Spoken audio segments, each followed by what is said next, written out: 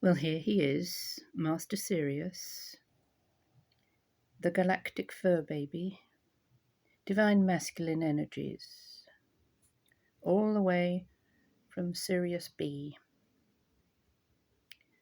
So we have the cards already shuffled. So we'll cut them into 3 piles and see what would like to come through. Thank you, Danny boy.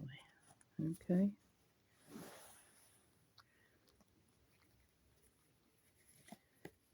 So there's 1, 2, 3, 4, 5, 6, 7. I think the cat distribution service had an extra special offer when this one was delivered to me. But of course I'm biased, so let's have a look, see what we got. I hope you're all doing well. We've already started the year with a walloping energies. So Mercury turned direct on January the 1st, and Jupiter turned direct a day or so before. And then we've got Schumann resonance blasting us from all sides. So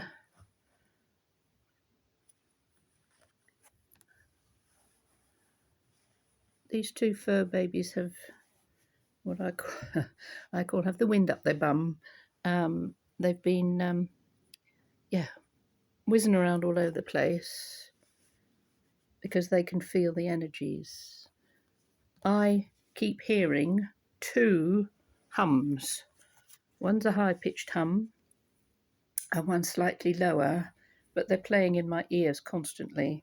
Even when I'm in bed, it sounds like I can hear electricity, and it's not exactly disturbing, but it's discombobulating, and I know it's the energies coming to us from the galactic center and also the coronal mass ejections from the sun. So how are you guys doing with all of these shifts in vibrations and resonances? It can get you feeling really, really wired or absolutely exhausted. So let's have a look at what's come up in the cards. So 3 of Cups. Well, this is lovely. It's a sense of celebration, of patting us all on the back and saying, well done, you got through 2023, scraped through in many ways, and there are more good things to come. So over the next 3 months, January, February, March, as we move into April, there are huge changes predicted for April. Whoops, here she comes. There you are. There's Madam. This is Miss Lyra.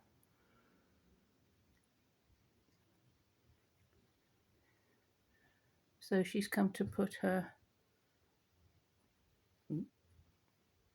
input for us. Thank you very much, my darling baby girl. Right, back to the plot.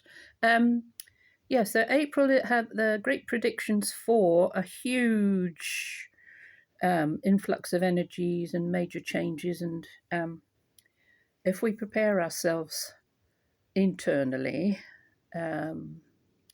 look after ourselves before anybody else, then we will not feel so blasted by what it is that is coming through. The 5 of Cups, the 5s in the tarot are the halfway point. So if you've got 1 to 10 of the cards, the court cards, 5 is the halfway point. So you can see in this card here, Cups are to do with emotions, but also our intuition.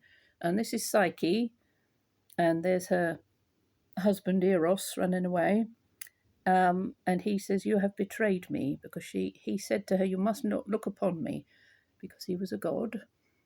And her friends persuaded her to look at him while he was asleep. So she lit a lamp and some hot oil dripped onto him, and it woke him up, and off he ran. So there may be a sense around us of betrayal.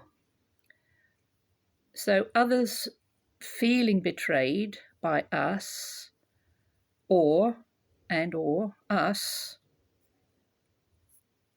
betraying ourselves in a certain way with regard to our emotions. So seeing something in its true light, something that was hidden to us, something that was obscured, and suddenly we see it in its true light. Now, do we go chasing after it as Psyche is doing? Or do we step back for a while and say, oh, hang on a minute, what have I actually seen here? Is it real? Is it the movie? Is it all made up? And do I need to get myself so het up and upset about things? But that's because I'm seeing it in the wrong light. So there's a lot here about high emotions, great ups and downs, and the Temperance card says, take your time. The water is being poured from one cup to the other. So we've got 3 cups cards here, and Temperance is in the major arcana. So this is Iris, she's the goddess of the rainbows. And she is all about balancing out, harmonizing our energies. So being gentle with yourself, not absorbing, rather observing what's gone on around you. So this can be on a personal level, but also collectively speaking too. So if you've been triggered by something in the collective that has been broadcast out there on the mainstream news, it may be that it is not what it appears to be. So if you throw yourself into all of the negative explanations of what's going on and the fear-mongering and the scaremongering, then you're feeding it. You are feeding a situation that is toxic, harmful, and mainly scaremongering. So take a step back and allow your intuition, your gut instinct, to guide you. And you may find that what has been on display has been designed to keep you at a lower vibration. So we have in the past the Hanged Man. So in these cards, this is Prometheus, and Prometheus stole fire from the gods and gave it to mankind.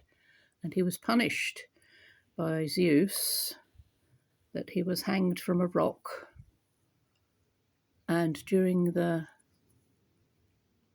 daytime an eagle came and pecked away his liver, which is rather gruesome, but during the night it grew back again. So he has this constant agony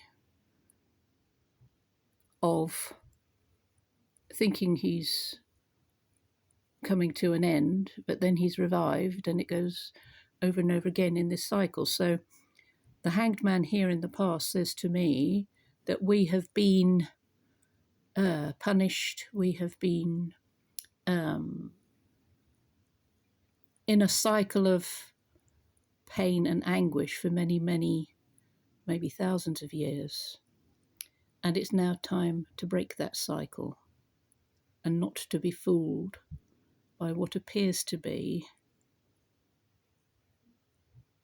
something that is for our good. So I think we might need to have a part 2. So we'll see you in a little while.